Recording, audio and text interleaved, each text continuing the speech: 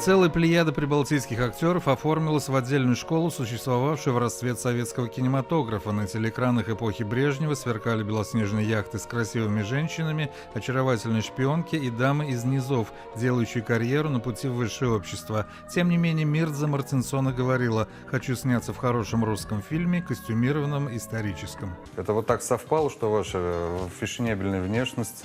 Да, Дмитрий, наверное, это совпало в то время, когда Прибалтика это было, зарубеж якобы, да. И мне приходилось играть импортных женщин. Я была и француженкой, и англичанкой, и немкой, и что угодно.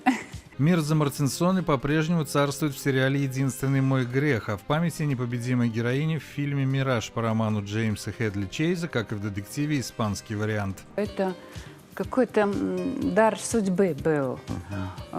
Совпало так, что мы встретились, вот эти актеры, которым надо было встретиться.